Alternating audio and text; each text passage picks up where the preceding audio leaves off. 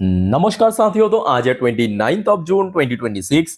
दोस्तों, बात करेंगे इस वीडियो में कुछ इंपॉर्टेंट कंपनी की शेयर्स के ऊपर। कुछ इंपॉर्टेंट अपडेट्स है, कुछ इंपॉर्टेंट न्यूज है, तो चलिए एक एक करके कवर करते हैं।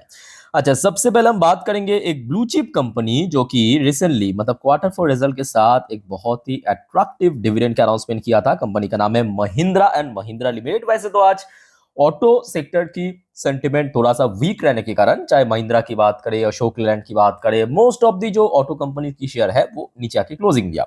अच्छा, बाय द वे, यहाँ पे जो डिविडेंड के ऊपर अपडेट है कि कंपनी जो फाइनल डिविडेंड रेकमेंड किया था 33 रुपीज पर शेयर की, जिसका एक्स डेट देखते ही देखते नजदीक आ चुका, यानी 3 जुलाई 2026 को। यानी एज पर एक्स डेट या रिकॉर्ड डेट, आप अगर कल, परसों और बृहस्पतिवार, मतलब मंगलवार, बुधवार, बृहस्पतिवार खरीदारी किया तो आप एलिजिबल शेयर होल्डर बन जाएंगे ये 33 रुपए डिविडेंड पाने के लिए।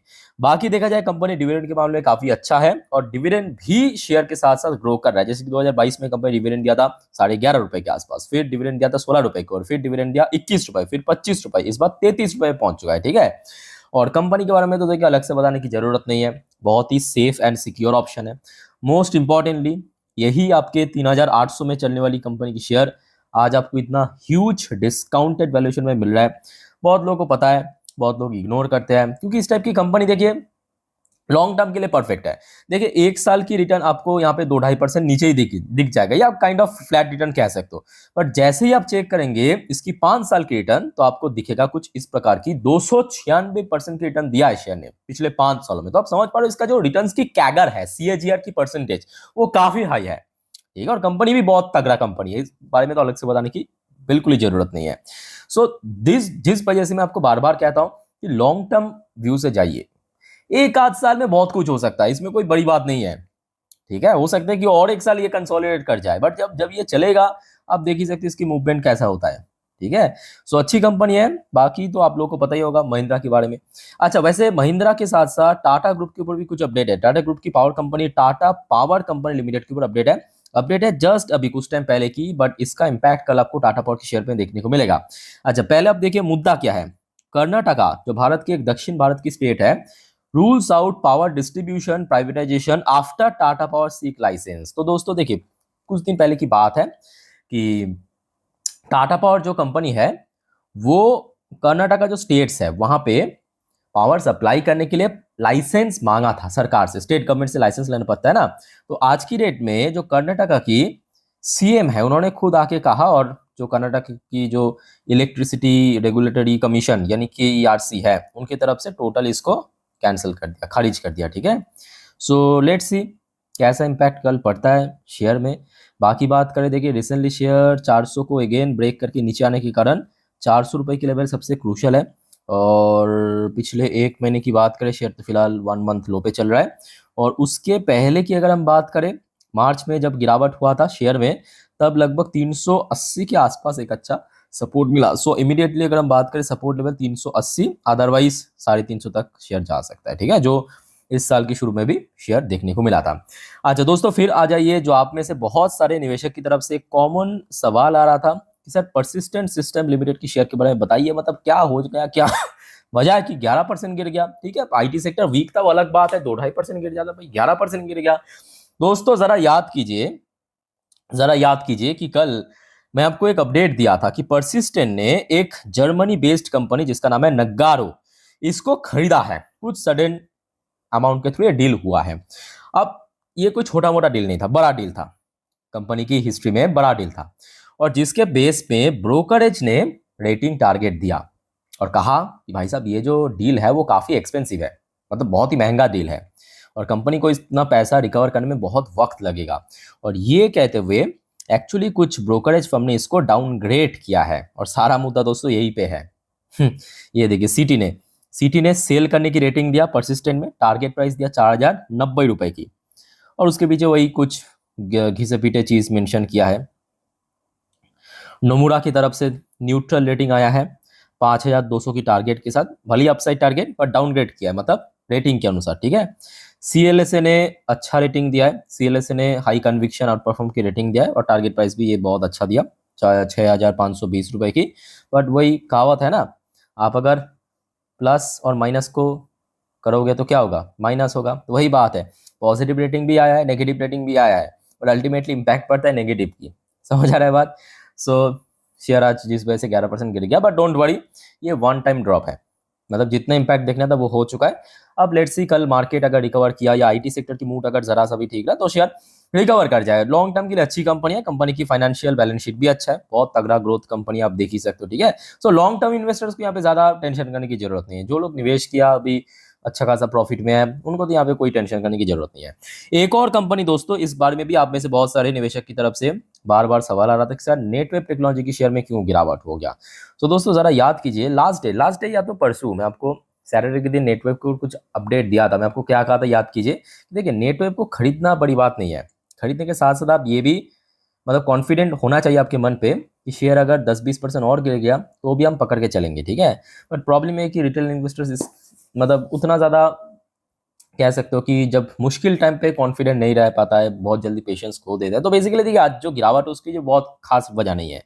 न्यूज़ के लिए आप देख सकते हो, Netweb tech share fall 11%, biggest single day fall जनवरी 2025 से लेकर अभी तक, इंट्राडे में सबसे ज्यादा गिरावट हुआ। अहेड ऑफ बोर्ड में टू कंसीडर फंड रेज। तो कंपनी दोस्तों कल या तो हाँ 1 जुलाई कंपनी की एक बोर्ड ऑफ डायरेक्टर की मीटिंग है।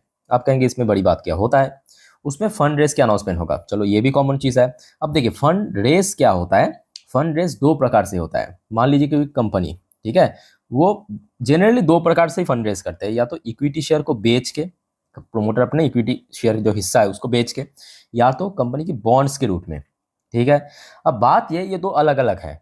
इक्विटी शेयर की जैसे कि एग्जांपल आप ओएफएस को ले सकते हो, एफपीओ को ले सकते हो, क्यूआईपी को ले सकते हो। उसमें प्रॉब्लम क्या है, उसमें हमेशा डिस्काउंटेड वैल्यूएशन में रखा जाता है, और जब कोई कंपनी बॉन्ड्स के थ्रू फंड रेज करता है वो हमेशा करंट मार्केट वैल्यूएशन के ऊपर किया जाता है, ठीक है। सो अब मार्केट थोड़ा सा कंफ्यूज्ड है। ऊपर से ये भी फैक्ट है कि पिछले कुछ महीनों पे या ईयर टिल डेट भी आप देख लीजिए, शेयर बहुत अच्छा रिटर्न दिया है, इतना ऊपर चल गया। पिछले 1 सालों में 100% के ऊपर रिटर्न दिया, 142%, वो भी इतना गिरने के बाद, ठीक है। So kind of profit booking, ऊपर से मार्केट सेंटीमेंट भी ट्रिगर हुआ, kind of profit booking type का आज हमें देखने को मिला, सिंपल बात है। सो एकदम चिल रही है, मतलब जिनके पास भी शेयर है, आप अगर लॉस में हो प्रॉफिट में हो, ज्यादा टेंशन करने की जरूरत नहीं है। जो आपको मैं इसके पहले भी कहा था, आज भी कहूंगा कि एटलीस्ट सर एटलीस्ट 7 से 8 साल दीजिए। इतना कॉन्फिडेंट आपके अंदर होना चाहिए कोई कंपनी, मतलब सिर्फ इसकी बात नहीं कर रहा हूं, कोई भी शेयर XYZ कोई भी शेयर में इतना कॉन्फिडेंट आपके अंदर होना चाहिए उस कंपनी के खरीदने के साथ साथ कि चाहे कुछ भी हो जाए, अगर हाँ बहुत बड़ा कोई इंटरनल इशू वो अलग बात है, कोई फ्रॉडेंटल केस वो अलग बात है, उस पर मैं नहीं जाना, वो एक्सेप्शन है। बट ऐसे छोटको मोटको रेटिंग डाउनग्रेड किया है, एक आध क्वार्टर की रिजल्ट खराब हुआ या फंड रेस, ठीक है, इस सब के चक्कर में अगर गिरावट होता है, इतना कॉन्फिडेंट रहिए कि हमें बेचूंगा नहीं, 7 से 8 साल आराम से दूंगा तभी जाइए, ठीक है। सेम चीज अभी भी कह रहा हूँ कि देखिए यहाँ पे बहुत लोग पूछ रहे हैं कि सर इतना नीचे आ चुका है क्या खरीदूं। खरीदना ना खरीदना वो बड़ी बात नहीं है, बड़ी बात यह है कि आप कितना कॉन्फिडेंट हो अगले 7 साल 8 साल आंख बंद करके इसको आप पकड़ सकते हो, मतलब होल्ड कर रख सकते हो, वो आप खुद से पूछिए। आई थिंक आपको जवाब मिल चुका है, ठीक है। अच्छा बाकी बात करें आईपीओ, चलिए देख लेते हैं फटाफट। अच्छा नैक पैकेजिंग 10% को प्रीमियम चल रहा है, अथर्वा पॉलीप्लास्ट 13% को प्रीमियम, क्रिटिकल टेक 12% 12.5% की प्रीमियम, ट्विंकल पेपर 2-3% की प्रीमियम चल रहा है, आस्था स्पाइन टेक्स 4% को प्रीमियम चल रहा है, वाटरवेस 5-6% डिस्काउंट में चल रहा है, एडविट ज्वेल 36-37% की प्रीमियम चल रहा है, बाकी ऑलमोस्ट लिस्ट हो चुका है। चलो आगे बढ़ते हैं। अच्छा वैसे दोस्तों आगे बढ़ने से पहले एक छोटा सा रिक्वेस्ट आप सभी को करूंगा दोस्तों, अगर आपको वीडियो अभी तक अच्छा लगा, इन्फॉर्मेटिव लगा, तो प्लीज दोस्तों वीडियो को लाइक जरूर करना और प्लीज चैनल को सब्सक्राइब करके जरूर रखना, इस प्रकार की इन्फॉर्मेटिव जानकारी हमेशा हर रोज पाने के लिए। और दोस्तों आज रात की जो 10:30 की वीडियो आएगा जिस पर हम नेक्स्ट डे मार्केट प्रेडिक्शन, मतलब कल वैसे ही मंगलवार है एक्सपायरी, ठीक है, तो कल मार्केट किस तरह मूव करेगा, निफ्टी 50 बैंक निफ्टी की रेजिस्टेंस सपोर्ट या शेयर मार्केट से रिलेटेड सारे जानकारी मैं आपको दे दूंगा। सिर्फ आप फॉलो करते जाइए, हर एक वीडियो को देखना और चैनल को सब्सक्राइब कर रखना, बस इतना ही, सब तो फ्री ऑफ कॉस्ट ही है ना। चलो AHL के ऊपर एक बड़ी अपडेट है अपने शेयर होल्डर के लिए। कंपनी आज की डेट में फाइनल डिविडेंड के अनाउंसमेंट किया। कंपनी ने फाइनल डिविडेंड अनाउंसमेंट किया 10 रुपए प्रति शेयर की, जिसका रिकॉर्ड डेट भी कंपनी फिक्स्ड कर दिया। एक बार मैं आपको दिखा देता हूँ रिकॉर्ड डेट कब रखा है। रिकॉर्ड डेट दोस्तों नोट करना, कंपनी रखा है फ्राइडे मतलब शुक्रवार 14 अगस्त 2026 को, शुक्रवार 14 अगस्त 2026 को, यानी एज पर रिकॉर्ड डेट आप अगर 13 अगस्त 13 ऑफ अगस्त खरीदा तो आप एलिजिबल बन जाएंगे डिविडेंड पाने के लिए। और आज चल रहा है आपका 29 जून, मतलब आपके हाथ में लगभग 1.5 महीना बाकी है, आराम से रह सह के खरीद सकते हो, ठीक है। तो आप एलिजिबल बन जाएंगे ये डिविडेंड पाने के बाद। जो भी शेयर होल्डर मतलब आपके पास है उनको तो यहाँ पे चिंता करने की जरूरत नहीं है, बस एक डेट तक होल्ड करके रखना है, ठीक है। अच्छा, अगर हम शेयर प्राइस मूवमेंट की बात करें, वैसे शेयर आज थोड़ा वीक था मार्केट की वजह से, अदरवाइज कोई बहुत बड़ा उतना इशू नहीं है। और आशा रखता हूँ कि जल्दी शेयर ब्रेकआउट दे देगा, इवन कर भी गया था शेयर 4,500 को क्रॉस कर गया था, वही आपके कुछ हद तक जियोपॉलिटिकल टेंशन के कारण फिर से वापस नीचे आया, ठीक है। बाकी ठीक है कंपनी। अच्छा दोस्तों, चलिए नेक्स्ट टॉपिक पे चलते हैं। दो कंपनी के ऊपर एक कॉमन अपडेट है, एक बेल, दूसरा अपोलो माइक्रो। दोस्तों आप लोगों ने नोटिस किया, जहां पे आज मार्केट वीक था, इवन डिफेंस स्टॉक्स भी आज कुछ हद तक वीक था। बेल की शेयर में 1.5% का मूवमेंट रहा, अपोलो माइक्रो की शेयर में लगभग 5.5-6% के मूवमेंट रहा। तो एक कॉमन अपडेट है। कॉमन अपडेट क्या, पहले आप समझे चीजों को, क्योंकि देखिए Apollo Micro System share rise 6% as की client BEL likely to get 30,000 crore QR SAM order. अच्छा दोस्तों, आपको पता होगा लास्ट ईयर 2025 में ऑपरेशन सिंदूर के समय मैन्युफैक्चर्ड बाय बेल जो भारत की एयर डिफेंस सिस्टम था वो सुपर सक्सेसफुल रहा। सुपर सक्सेसफुल मतलब पाकिस्तान से जितने भी ड्रोन मिसाइल्स आया था सबको न्यूट्रलाइज कर दिया हवा में। सुपर सक्सेसफुल होने के बाद एक तो भारत की डिफेंस मिनिस्ट्री की तरफ से बैक टू बैक ऑर्डर मिला है, बाहर के देशों से भी ऑर्डर मिलने का भी प्लान चल रहा है। अब बात यह है, यहाँ पे एक रिपोर्ट आज काफी चर्चे में था कि ये जो QRSM जो ये देखिए service to air missile system है, डिफेंस सिस्टम, लगभग 30,000 करोड़ की बेल को बहुत जल्दी ऑर्डर मिलेगा। अब आप कहेंगे इसके साथ अपोलो माइक्रो सिस्टम की क्या कनेक्शन है। अब ये जो मिसाइल डिफेंस सिस्टम है ना, इसका जो रडार रडार है ना, वो मैन्युफैक्चर करता है अपोलो माइक्रो सिस्टम। मतलब जो आप एकदम आसान भाषा में समझिए, ये आपके बेल बेल ए कंपनी मतलब बड़े कंपनी, और ये हो गया बी मतलब छोटे छोटे वाली कुछ कुछ कंपनी। तो ऐसा होता है ना, कोई बड़े कंपनी को मान लीजिए कि कोई बड़ा बल्क ऑर्डर मिला, ठीक है। अब बड़े कंपनी के हाथ, बड़े कंपनी जो है ना वो मेन काम करते हैं, इंजन वगैरह जो उसका मेन टेक्नोलॉजी है उसके ऊपर काम करता है, बट छोटा मोटा जो पार्ट पुर्जा वो छोटे कंपनी को दे देते हैं कि भाई तू करके दे दे, हम लोग टाइम वेस्ट नहीं करेंगे, ठीक, कुछ इस प्रकार की आप कह सकते हो।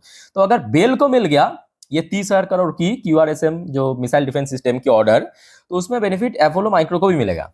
आई होप कि आपको समझ आ रहा है बात, ठीक है। सो जिस वजह से ये दोनों एक साथ उछल गया आज की डेट में। अब क्योंकि बेल बड़े कंपनियां तो 5-6% उछलना थोड़ा सा टफ हो जाता है, तो फिर भी इतना टफ मार्केट में 1.5% का आसपास जंप किया, और वो भी नोट करना मोस्टली टर्म नेगेटिव में था या तो फ्लैट था क्लोजिंग के ठीक पहले, ठीक है। और दूसरी तरफ अपोलो माइक्रो सिस्टम भी एकदम से ब्रेकआउट दे दिया, मतलब 400 प्लस में पहुंच गया। बाकी दोनों ही अच्छी कंपनी, इस बारे में अलग से बताने की जरूरत नहीं है। अच्छा आ जाइए, अब BPCL के ऊपर भी कुछ अपडेट है। वैसे तो आज OMC कंपनी थोड़ा वीक ही था। अच्छा, BPCL के ऊपर ये मार्केट क्लोज होने के बाद की अपडेट है। BPCL to buy 40% stake in Shell Tikitar venture to expand value added bitumen business, ठीक है। तो BPCL जो है, ये जो शेल एंड टिकिटर वेंचर, इन दोनों का एक जॉइंट वेंचर है जेवी, जिसमें 40% स्टेक उठाने वाला है, ठीक है, ताकि अपना जो बिटुमेन बिजनेस है उसको और ज्यादा वैल्यू ऐड कर सके। ये आज रात की खबर है। और टोटल जो बताया जा रहा है 85 करोड़ की यहाँ पे निवेश होगा, मतलब ये डील की वैल्यूएशन है 85, मतलब उतना बड़ा डील नहीं, आप समझ पा, छोटा डील है। सो लेट्स सी कल कैसा रिएक्शन होता है। आज वैसे BPCL के साथ साथ IOC भी लगभग उतना ही नीचे था, HPCL भी उतना ही नीचे था, और मोस्टली OMC सेक्टर आज थोड़ा बहुत वीक ही चल रहा था। अच्छा दोस्तों, एक और कंपनी के बारे में अगर मैं ना कहूँ तो मैं कहूँगा बहुत बड़ी गलती है। मैं आपको 2-4 दिन पहले भी इन्फॉर्म किया था, ये जो कंपनी है ये भले ही लॉस मेकिंग कंपनी, बट दोस्तों अभी जो भारत में प्रेजेंट सिनेरियो चल रहा है, भाई सरकार पूरा का पूरा सपोर्ट करे EV सेक्टर को, EV इंडस्ट्री को, और जितना जल्दी कोशिश करा है कि डीजल पेट्रोल की जो कार है, बाइक्स है, स्कूटी है, उसको रिप्लेस करने की। ऑलरेडी हमने देखा दिल्ली की जो CM ने घोषणा ऑलरेडी कर दिया है। आई थिंक कि आप लोगों ने देखे कि 1 अप्रैल 2028 से कोई भी पेट्रोल बाइक स्कूटी रजिस्ट्री नहीं होगा। तो क्या होगा उसके बाद, EV। भले ही दोस्तों ये कंपनी लॉस मेकिंग कंपनी हो, बट स्टिल ये बैक टू बैक एक तरफ लॉस रिकवर कर रहा है, मार्जिन इंप्रूव कर रहा है, अर्निंग पर शेयर इंप्रूव हो रहा है, इसका जो रेवेन्यू 73% करके ग्रो रहा है। और दोस्तों आई थिंक कि आप लोग भी स्टडी करे होंगे, जब रोड में आप निकलते हो आज की डेट में, जो EV मोटरसाइकिल है लगातार उसका जो मार्केट शेयर है वो बढ़ता जा रहा है। और ये एक बहुत बड़ी वजह है, क्योंकि एथर के लिए प्लस पॉइंट क्या है पता है? आप कहेंगे एथर के अलावा ओला भी तो है। देखिए ओला तो है, बट ओला एथर में फर्क है। एथर जो है वो टोटली 100% जो उसका प्रोडक्ट वो खुद मैन्युफैक्चर करता है, चाहे बैटरी की बात करें कंपनी की, मतलब उस प्रोडक्ट की इंजन की बात करें, सब कुछ खुद ही बनाता है, ठीक है। ओला ऐसा नहीं करता। तो जिस वजह से एथेर की डिमांड बहुत ज़्यादा है और शेयर आज भी लाइफ टाइम हाई अचीव कर दिया, ठीक है। इसको आप लोग थोड़ा डिटेल में पहले स्टडी कर लेना, मैं आपको इसके पहले भी कहा था, आई थिंक आपको याद है। बाकी दोस्तों और कोई आपका डाउट्स या कंफ्यूजन है कमेंट करके पूछिए। वाइंड अप करता हूँ, टेक केयर, बाय बाय, जय हिंद।